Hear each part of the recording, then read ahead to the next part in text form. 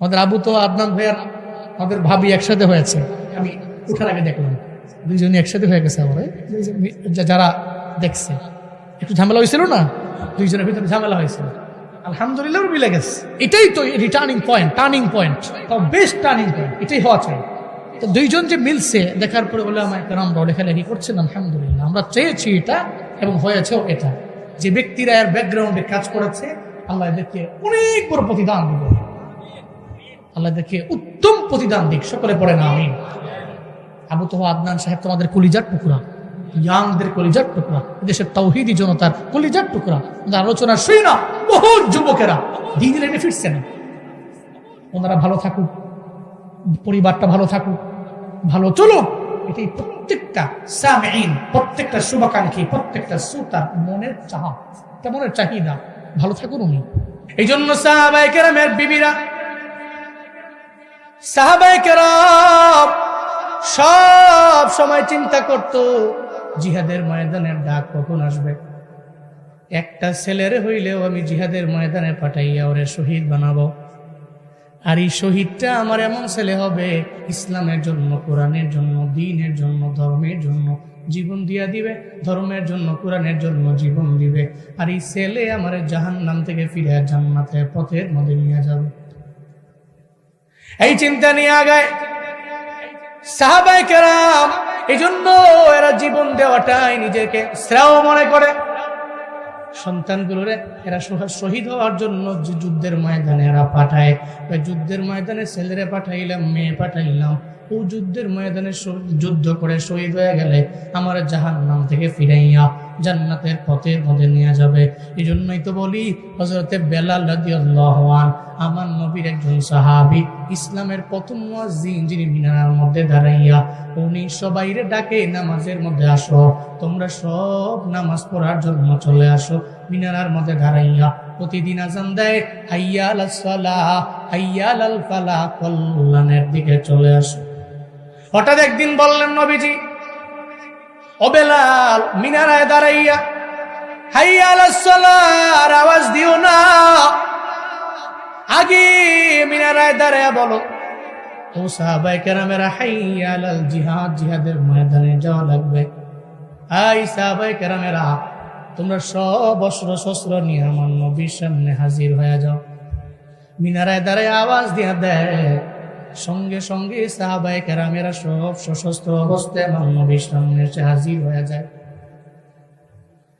মসজিদ নববীর পাশে এক মহিলার ঘর। ওই মহিলা চোখের পানি ফেলে ফেলে কান্না করে আর চিন্তা করে, মিনারার মধ্যে দাঁড়াইয়া বেলাল আজান দিয়া দিল।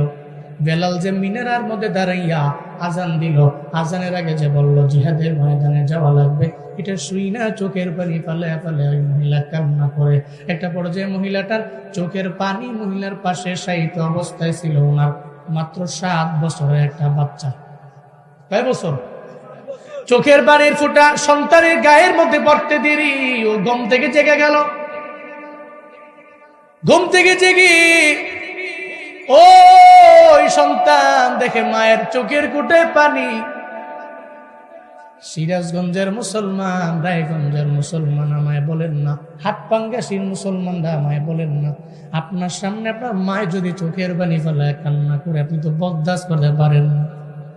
আপনি বললেন, মা, ও মা, তোমার চোখের পানি আমি জীবনেও কোনোদিন সহ্য করতে পারি না, তুমি চোখের পানি ফেলায় কেন কান্দো, আমায় বলো। তুমি যদি আমায় বলো যা করা লাগবে তোমার জন্য আমি সব করতে পারবো, এরপরও চোখের পানি ফেলায় তুমি কান্না করতে পারো না। দেখবেন বারবার সন্তান বলে, তুমি কান্দো না, তুমি চোখের পানি ফেলায় কান্না করলে আমি বরদাস্ত করতে পারি না।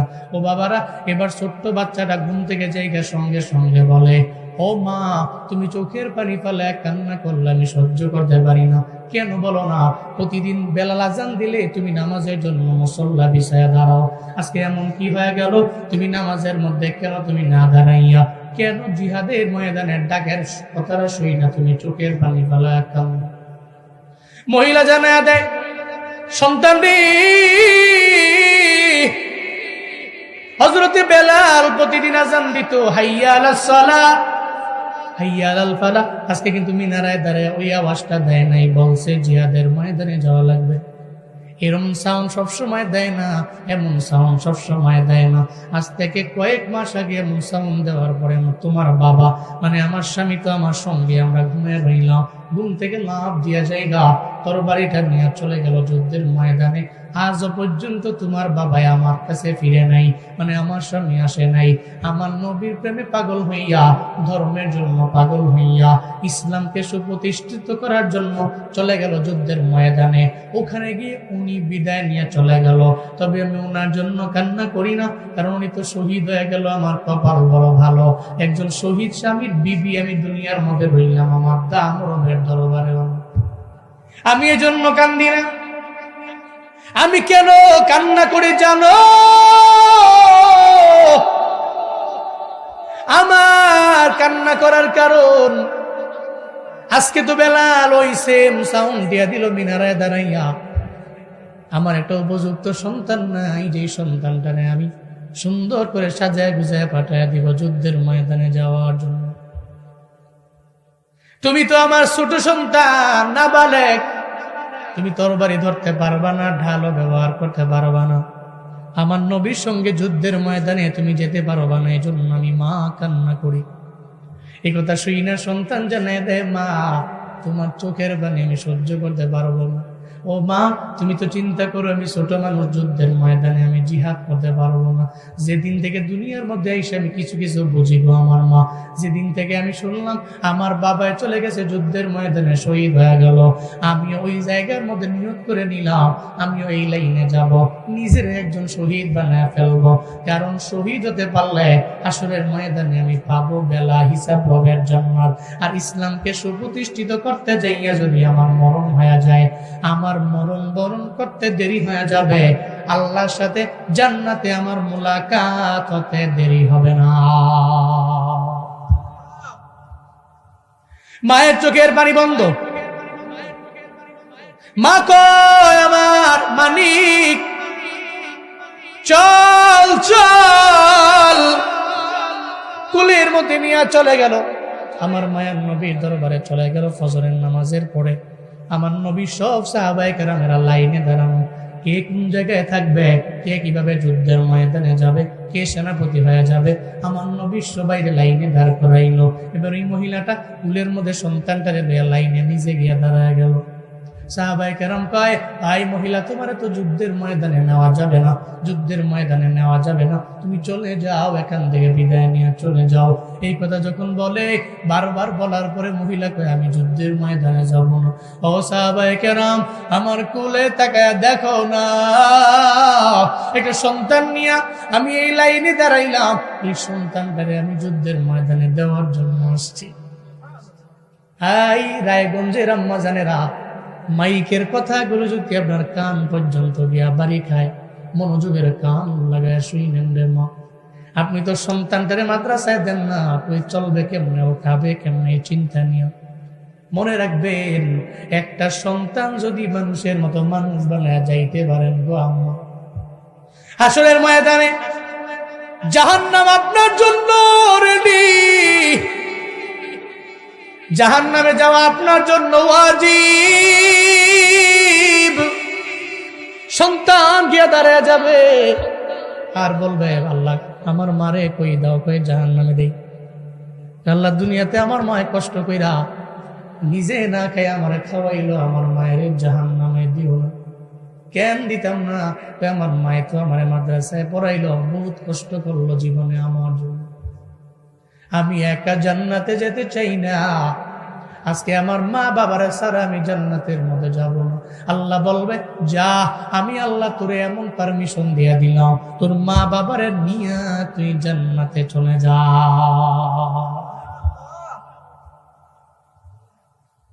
সাহাবায়ে কেরামের বিবিরা ছিল এমন, মা ছিল এমন। সঙ্গে সঙ্গে এবার ওই মহিলা জানায়া দেয়, সাহাবায়ে কেরামেরা আমি যাব না, সন্তানটারে দেওয়ার জন্য আইলাম। সাহাবায়ে কেরাম বলে ছোট্ট বাচ্চা যুদ্ধ করতে পারবে না, তরবারি ধরতে পারবে না, ঢালও ধরতে পারবে না, যুদ্ধের ময়দানে তার নেওয়াও হবে না। যখন মহিলা সাহাবায়ে কেরামের সাথে কথাবার্তা হইতে লাগলো, হঠাৎ করে আমার মায়ার নবী শুনতে পারে কে যেন এখানে কোন একটা মহিলা কথা বলে। আমার নবী কয়, আই সাহাবায়ে কেরামেরা, কোন মহিলা যুদ্ধের ময়দানে যাওয়ার জন্য নাকি আসতে, ওনার সামনে আনো।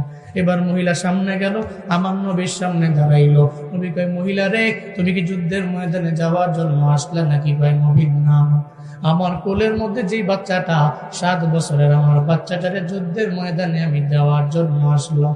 আমার নবী কয়, এই ছোট্ট বাচ্চা তো জীবনেও কোনোদিন তরবারি ধরতে পারবে না, ও ঢাল ব্যবহার করতে পারবে না, তীর মারতে পারবে না, অথবা কেউ আঘাত করলে প্রতিঘাত করতে পারবে না, আক্রমণ তো জীবনও সহ্য করতে পারবে না। ও মহিলা রে, তোমার কি জ্ঞান নাই? কেন এই ছোট্ট বাচ্চাটারে যুদ্ধের ময়দানে দেওয়ার জন্য তুমি চলে আইলো? ওই মহিলা চোখের পানি ছেড়ে দেয় আর কয়, পয়গম্বর, আমার স্বামী গেছে যেই পথে, ওই পথে আমি আমার সন্তানটার ওই পথের প্রতীক বানাইতে চাই। আমার স্বামী যুদ্ধের ময়দানে শহীদ হয়ে গেছে, আমিও চাই আমি একজন এমন মা হব, আমার সন্তানটা হবে শহীদ, আমি এমন মা হব।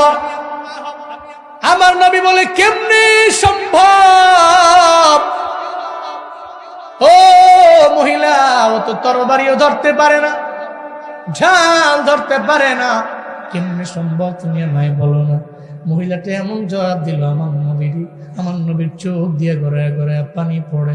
মহিলা কয়, নবী গো, আমি জানি আমার সন্তানটা যুদ্ধের ময়দানে দিলি কোনোভাবে ও যুদ্ধ করতে পারবে না, তরবারি ধরতে পারবে না, সেই সেন্স আমার ভিতরে আছে।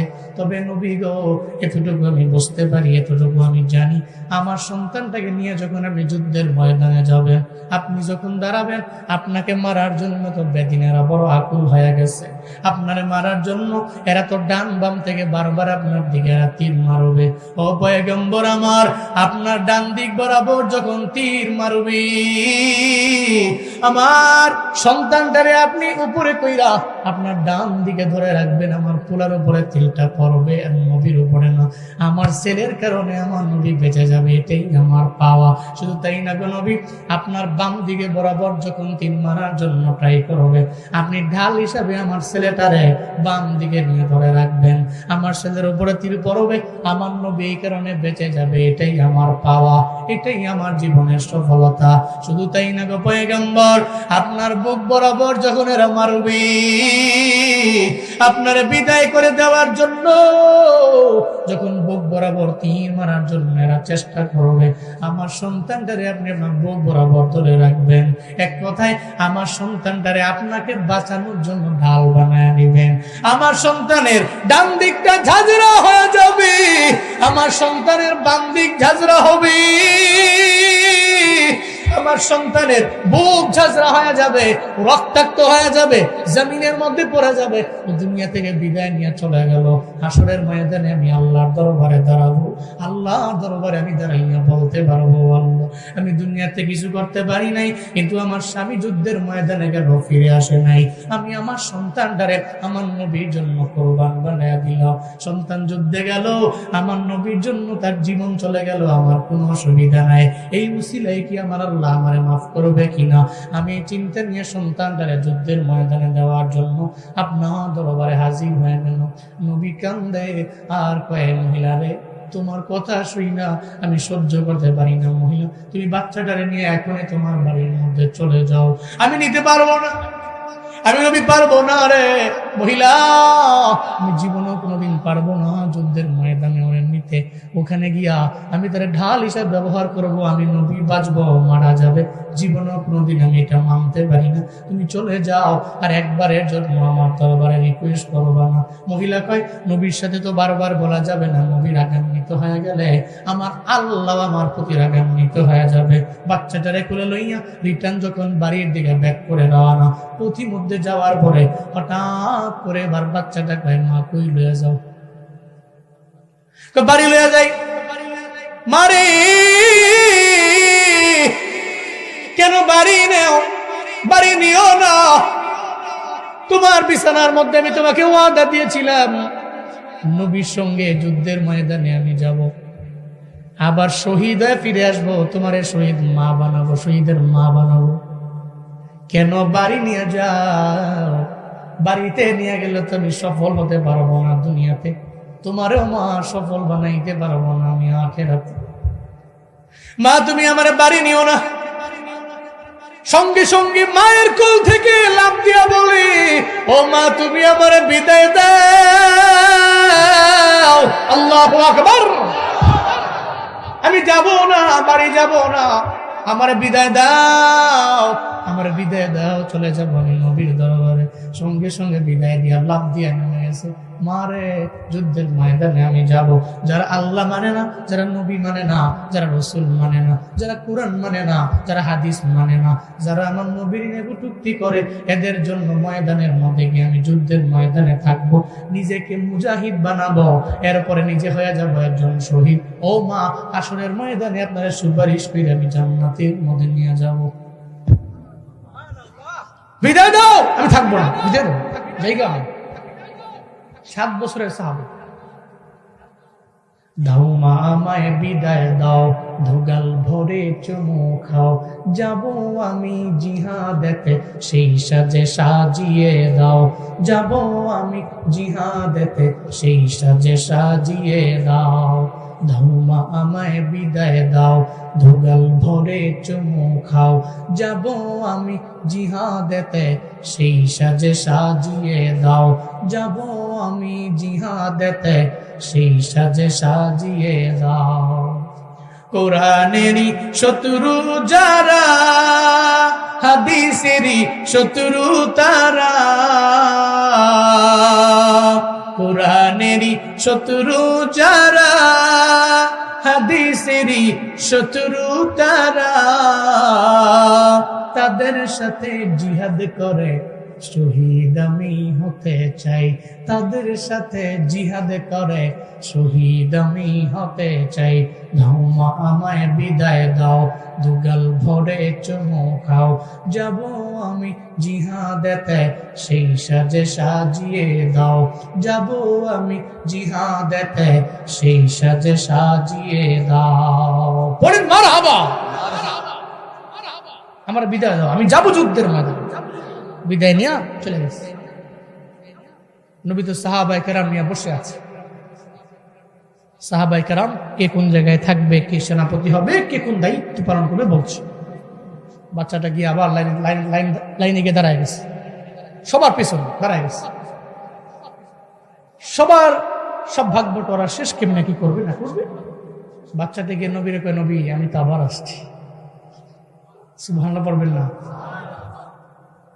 তোমারে না বিদায় করে দিলাম, কেন তুমি আবার আইলা? ছেলে রে, বাড়ি যাও, বড় হলে আমি তোমার যুদ্ধের ময়দানে নিয়ে যাব। ওই ছেলে কয়, না না না,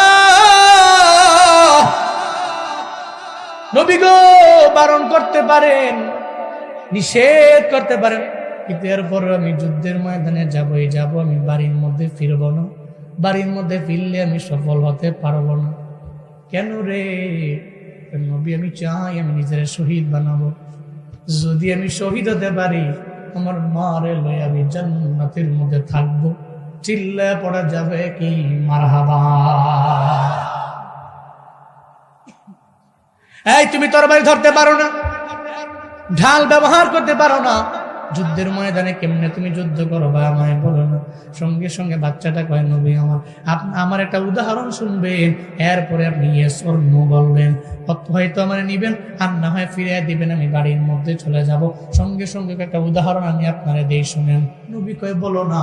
এবার ওই ছোট্ট সাহাবীটা আমার নবীরে কয়, নবী আপনি আমার নিবেন না কেন? কয়, আমি ছোট, তরবারি ধরতে পারবো না, ঢাল ব্যবহার করতে পারবো না, তীর মারতে পারবো না, এই কারণে আপনি নিবেন না, এটা আমি বুঝতে পারলাম। নবী গো আমি জানি আমি ছোট মানুষ, তবে আমি ছোট, আমার মা যখন চুলার মধ্যে আগুন জ্বালায় আমি তাকে দেখছি, আমার মার পাশে আমি বসে আছি। ছোটবেলা তো আমার এখন মা যখন রান্না করে দেখবেন ছেলে ছোটটা ডানে বসে থাকে অথবা মেয়েটা বাম পাশে বসে থাকে, দেখবেন মা বাবা এদের অগোচর হতে দেয় না। কারণ কোন সময় কোন অ্যাক্সিডেন্ট হয়ে যায়, মায়ের ডানে বামে সন্তানেরা বসে থাকে, মা কেমনে কেমনে কি দেয় সব এক এক করে দেখতেও পারে। ও আল্লাহর বান্দারা, এবার ওই ছোট্ট বাচ্চা কয়, ও পয়গম্বর আমার, আমি আমার মা যখন রান্না করে আমি আমার মায়ের পাশে বসে থাকি, আমি তাকায় দেখি ধৈরেই আমার মা বড় বড় লাকড়িগুলা আগে দেয় না, চুলার মধ্যে দেয় না, আগে আগুন ধরানোর জন্য ছোট্ট ছোট্ট লাকড়িগুলা আগে চুলার মধ্যে দেয়। আমি ওখানে দেখি ছোট লাকড়িগুলা দিয়ে আগুন ধরানোর পরে বড় লাকড়িগুলা চুলার মধ্যে আমার মা দেয়। আমি এই কারণে বুঝতে পেরেছি নবী গো, আমি বুঝতে পেরেছি সব সময় বড় দিয়ে কিছু হয় যে বিষয়টা এমন না। মাঝে মাঝে ছোট্ট গুলা দেওয়ার পরে বড়রা সামনে চলে আসে, ডানে বামে সব জায়গায় বড়রা আসে। পয়গম্বর, আমি চুলার মধ্যে দেখলাম আমার মা আগে দিয়ে দিল ছোট লাকড়ি, এরপরে বড় লাকড়ি। আমি এটা দিয়ে বুঝতে পারলাম আমি ছোট মানুষ, যুদ্ধের ময়দানে আমি গিয়ে দাঁড়ায় যাব, আমার উপরে তীর মারবে, এরপরে যুদ্ধের ময়দানে আজকে আমার মাধ্যমে জিহাদ শুরু হয়ে যাবে। এটা বলার পরে আমার নবী এরপরেও বলে, আমি তো বুঝতে পারলাম তোমার কথা, এর মানে তুমি নাসুক হয়ে গেলা, তুমি ছাড়বা না, তুমি চলেই যাবে, যুদ্ধের ময়দানে যাওয়াই তোমার লাগবে। কিন্তু আমি নবী পারি না রে, তোমার মতো এমন এক ইমানওয়ালা সাহাবীরে দুনিয়া থেকে বিদায় করে দিতে। তোমার আমার দরকার, আমার বড্ড প্রয়োজন। তুমি একটু বড় হও, আমার সঙ্গে যুদ্ধের ময়দানে আমি তোমার নিয়ে যাব। এরপরেও নবী নেয় না, বারণ করে দেয়। রায়গঞ্জের মুসলমান ছোট্ট বাচ্চাটে নিজের ইমানের পরিচয় দিয়ে যে আমার নবীর সামনে এত কথা বলে, আমার আল্লাহ দেখছে কি দেখেন নাই? দেখছেনি? আল্লাহ কয়, জিবরাইল চলো আমার নবীর দরবারে যাও, নবীর দরবারে যাও, নবীর দরবারে গিয়ে আমার নবীরে জানিয়ে দাও আমার নবীজি পিচ্চি সাহাবা এক সাহাবীটারে বারবার বারণ করে দেয়, নিষেধ করে পাঠায়া দেয়। আমি আল্লাহ তো দেখছি তার ইমানের কি পরিমাণ অবস্থা, আমি তার ইমানটারে এমন ভাবে দেখা আজকের যুদ্ধের ময়দানের জন্য আমি আল্লাহ তারে কবুল করে নিলাম। যত যুদ্ধের ময়দানে আজকে সুহাদা হয়ে যাবে, এই সুহাদাদের মধ্যে আমি একটা লিস্ট আমার দরবারে আমি বানাইলাম, জান্নাতের মধ্যে ওই লিস্টটা আছে। এই জিবরাইল জান্নাত থেকে ওই লিস্টটা নিয়ে আমার নবীর দরবারে যাও, আমার নবীরে গিয়া জানায় দেও এই ছোট্ট বাচ্চাটাকে বারণ করে আমার যেন বাড়ির মধ্যে না পাঠায়। আজকে যুদ্ধের ময়দানে যারা যাবে, শহীদ হয়ে যাবে যারা, এদের মাঝে এক নাম্বারে, প্রথম নাম্বারে ছোট্ট সাহাবীর নাম আমি আল্লাহ জান্নাতের লিস্টের মধ্যে উঠায় দিয়েছি। নবীর দরবারে জিবরাইলকে নবী আপনি তারা বারণ করেন আর নিষেধ করেন, কেন বারণ করেন? আল্লাহ তো ওরে কবুল করে নিচ্ছে। ও যুদ্ধের ময়দানে গিয়া ফার্স্ট শহীদ সেই হয়েছে। মা আল্লাহর দরবারে চোখের পানি ফেলায় কান্দা বলছে, আল্লাহ আমার স্বামী ছিল, একটা সন্তান ছিল, এই স্বামীটাও চলে গেছে যেই পথে, সন্তানটাকে ওই পথের পথিক আমি বানাইছি। আল্লাহ তুমি আমারে শহীদ স্বামীর স্ত্রী বানাইছো, আবার শহীদ সন্তানের মা বানাইছো, আমার কি জান্নাত দেওয়া যায় না? সাহাবায়ে কেরামের বিবিরা সন্তানকে যুদ্ধের ময়দানে পাঠায়া শহীদের মা হওয়ার জন্য পাগল পড়াচ্ছিল। কেন? কারণ সুহাদাদের মা বাবারা ভাগ্যবান, এরা জান্নাতি। এরা এক নাম্বার। দুই নাম্বারে মনে আসেনি কয়জন মা বাবা? কয় দল? 4 দল আব্বা সৌভাগ্যবান। এক নম্বরে কারা? শহীদদের আব্বা। 2 নম্বর। 2 নম্বরে কোন মা বাবা ভাগ্যবান? যেই মা বাবার সন্তান দুনিয়ার মধ্যে কোরআন পড়া, কোরআন অনুযায়ী আমল করে, কোরআন পড়ে নিল, সিনার মধ্যে ঢুকাইয়া তদ অনুযায়ী আমল করে নিল, এই সমস্ত মা বাবা সৌভাগ্যবানেরা জান্নাতি।